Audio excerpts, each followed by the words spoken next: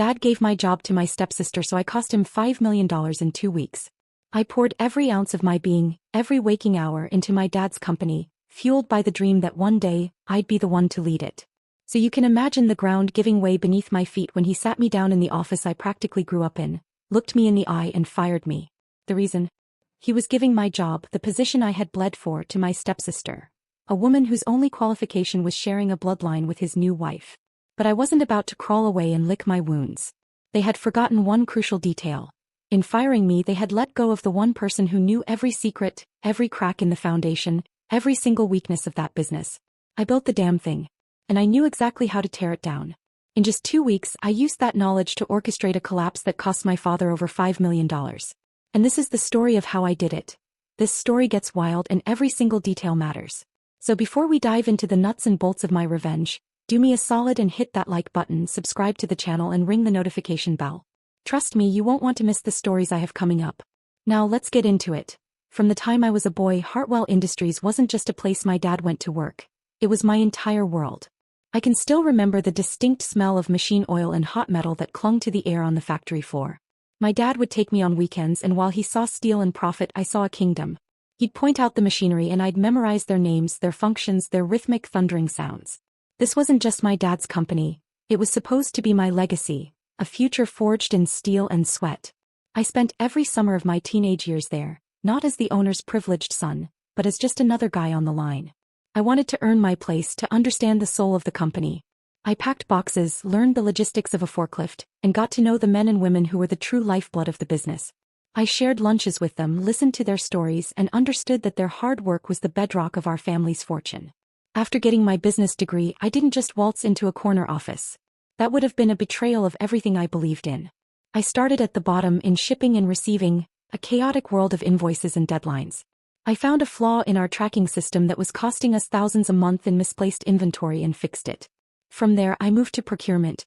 I spent a year poring over every contract, every supplier agreement. I flew across the country renegotiating deals, building relationships, and ultimately saved the company almost 20% a year, a figure that went directly to our bottom line. Finally, after years of grinding, I became the head of operations. I wasn't given that role. I earned it inch by painful inch. I was the architect of our expansion into the Western Territories, a project everyone said was too risky. I personally designed and implemented the inventory management system that dragged our logistics out of the dark ages and into the 21st century. It was my baby, the digital heart of our entire operation. For 5 years, my life was an unrelenting cycle of 14-hour days, cold coffee and skipped vacations. My friends got married, had kids and traveled the world. I had quarterly reports and production targets. And you know what? I loved every second of it. I saw Hartwell's potential to become a national leader, and I was meticulously drawing the map to get us there. Then everything changed. My dad, a widower for a decade, remarried. His new wife, Charlene, was polished. She had a way of smiling at you that didn't quite reach her eyes. And she came with a package deal. My stepsister, Victoria. Victoria was an experience in performative ambition. Fresh out of a liberal arts degree that she barely scraped through, her entire work history consisted of a short-lived internship and managing her own influencer aspirant social media accounts. She showed zero genuine interest in the complexities of industrial supply. To her, the company was just a backdrop for her life, a convenient source of funding. She famously tried to expense a $1,000 handbag as market research into luxury goods, and my dad just chuckled and signed off on it. She was pure, uncut entitlement, the golden child who could do no wrong in the eyes of her mother and increasingly my father.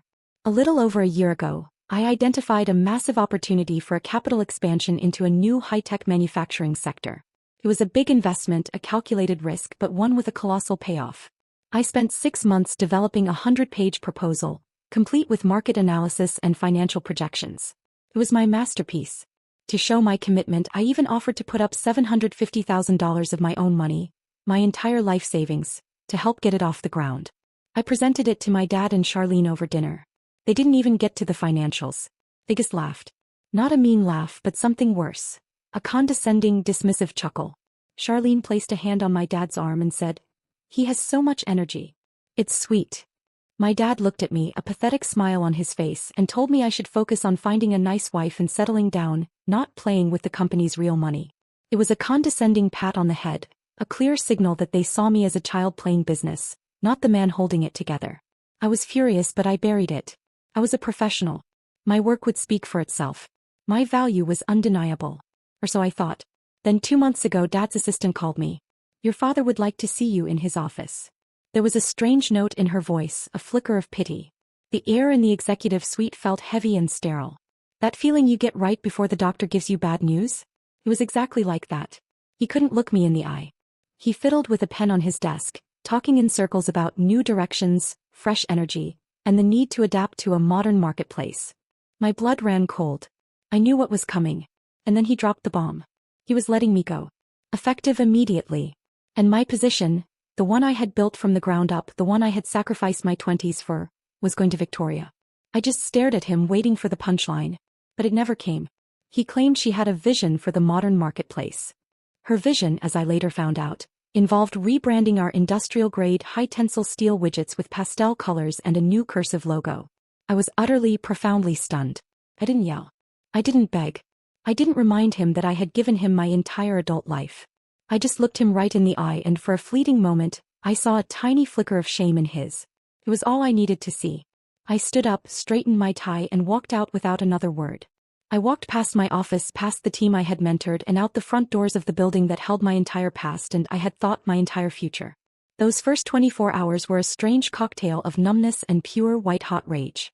I drove for hours with no destination, the city lights blurring through my windshield. I ended up at a cheap motel, the kind you see in movies, and just sat in the dark, replaying his words over and over. New directions. Fresh energy. It was a coward's excuse, and we both knew it. But once the initial shock wore off, something else began to crystallize in my mind. Absolute clarity. My dad hadn't just fired his son. He had fired the company's institutional memory. He had discarded the one person who knew where every single skeleton was buried in that company's closet. He threw out the architect who designed all its modern systems, the one who knew which walls were purely cosmetic and which ones were load-bearing. The old saying goes that living well is the best revenge. I figured that living well after getting my revenge would be infinitely more satisfying. I knew the company's biggest, most critical weakness: its cash flow. My dad was an old-school businessman. He loved tangible assets, buildings, machines, inventory. He loved big, flashy projects that made for good press releases. But he hated having liquid cash on hand. He saw it as unproductive just sitting there. Consequently, the company was always dangerously over-leveraged, perpetually using one loan to pay off the interest on the next. Their latest venture, the very same high-tech expansion I had proposed ironically, was their most ambitious yet. They were desperate for a massive cash injection to secure the final round of financing. My plan began to form. It was simple in its concept, devastating in its execution, and the best part? Thanks to the best lawyers money could buy, it would be perfectly legal. It hinged entirely on two things I could count on: my father's greed and Victoria's breathtaking incompetence. First things first. I spent a full week in a high-rise office with a team of corporate lawyers creating a ghost corporation. We needed a name that sounded legitimate, boring, and utterly anonymous. We landed on Westbridge Capital. It was perfect. Using the $750,000 I had saved, yes, the very same money my dad and his wife had laughed at, I funded the initial setup and prepared my Trojan horse. On a Monday morning, a beautifully printed, unsolicited investment proposal from Westbridge Capital landed on my dad's desk. It offered an immediate, no-strings-attached capital injection of $5.2 million. For a company as cash-starved as Hartwell, an offer like that coming out of the blue should have set off every alarm bell in the building. The old me, the head of operations, would have spent weeks on due diligence digging into who these people were, what their angle was. But the old me was gone. And I knew my dad. I knew the immense financial pressure he was under. With me gone and Victoria at the operational helm, I could already imagine the chaos. Small problems, the kind I used to handle before they ever reached his desk, were probably snowballing into massive, expensive delays. He was bleeding money and needed a lifeline fast. Just as I predicted, he bit. He saw the number $5.2 million and his greed eclipsed his caution. The dollar signs glazed over his eyes. Victoria, I'm sure, was tasked with reviewing the paperwork. I can picture her now, scrolling through the legal jargon on her phone while simultaneously picking an Instagram filter, her eyes skipping over the dense clauses to get to the signature page. The deal was signed and executed in less than 48 hours. Now here's the most beautiful part of the whole scheme. The contract, drafted by my very expensive and very clever lawyers, had a special little clause tucked deep inside its boilerplate language. Page 73, Section 4, Subsection C. A liquidity clause. It's a rare and aggressive clause that gives the investor, in this case me, the right to pull all of its funds with just 24 hours written notice. No sane, healthy company would ever agree to such a term. But Hartwell Industries wasn't sane or healthy. It was desperate. They didn't even see it. And just like I knew they would, they didn't let that money sit in the bank. That would have been prudent. Instead, they immediately leveraged it. They used the $5.2 million from Westbridge Capital as collateral to secure the final, massive $2.3 million loan they needed for the expansion. They were now more over-leveraged than ever before, with my money serving as the foundation for their entire house of cards. They started hiring, signing new leases on properties I knew they couldn't afford, and putting out press releases boasting about their bright, innovative future. It was a future built entirely on sand, and the tide was about to come in 2 weeks. It took 2 weeks to the day after I was fired. I was sitting in the sparse office of my new, still unnamed consulting firm. I picked up my phone and called my lawyer. I only needed 2 words. "Pull it," I said. The next morning, an official notice was delivered by courier to Hartwell Industries headquarters. Westbridge Capital was exercising the liquidity clause. All $5.2 million was being withdrawn from their accounts. Effective immediately. The fallout was instantaneous and catastrophic. The bank that had issued the $2.3 million loan received an automated alert that the collateral backing it had vanished. They hit the panic button. In the world of high finance, nothing spooks a lender more than collateral disappearing overnight. They called in their entire $2.3 million loan, demanding repayment in full now. But Hartwell had no money. The $5.2 million from me was gone. The new $2.3 million loan had already been spent on non-refundable deposits, signing bonuses and down payments for the expansion. They were, for all intents and purposes, insolvent. And they never even saw it coming. That afternoon my phone rang. A number I knew by heart. It was my dad. He wasn't yelling, not at first. His voice was strained, thin, and laced with a confusion that was quickly turning to panic. "Something's happened," he said, the words rushing out. "There's been a mistake, a big one. An investor, Westbridge Capital, they pulled out. The bank is calling in our loans. Do you know anything about this? Do you have any contacts?" I let the silence hang in the air for a long, delicious second. Then, in the calmest voice I could muster, I said, "I know everything about it. Westbridge Capital is my company." I paused, letting the reality of what I'd just said sink in. "Hello, Dad.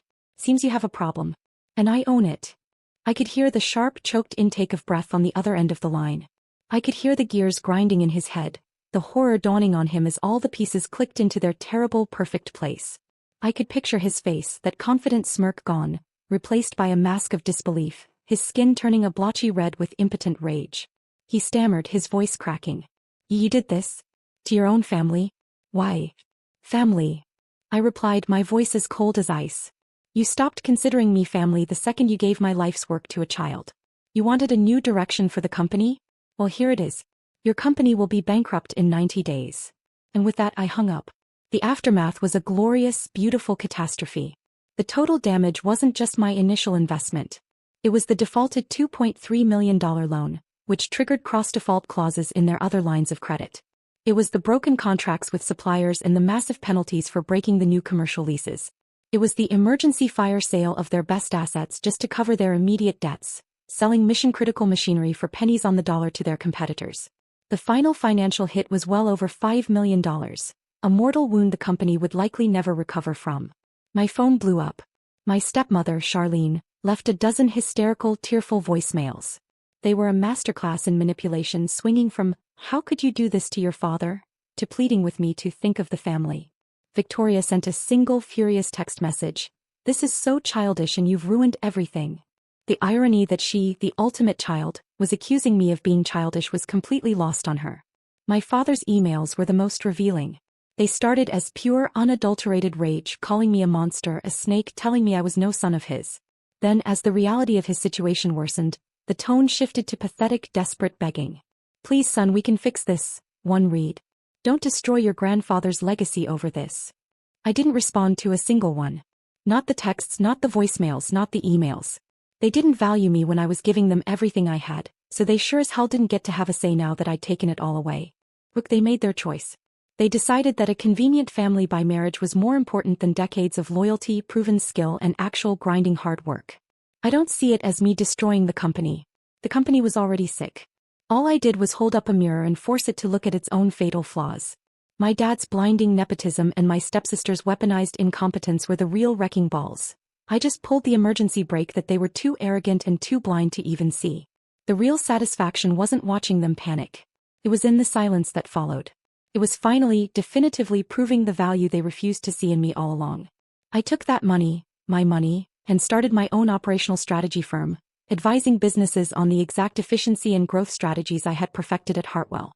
And I'm more successful now on my own terms than I ever would have been waiting for a legacy that was never really mine to begin with. They disowned me from the family business, so I took the business part with me and left them with just the family. And from what I hear, it's not going so well. What do you think? Was I justified in what I did, or did I go too far? Let me know your thoughts in the comments below. And if you enjoy stories about getting the last laugh, make sure you like this video and subscribe for more. Share and like. See you in the next one.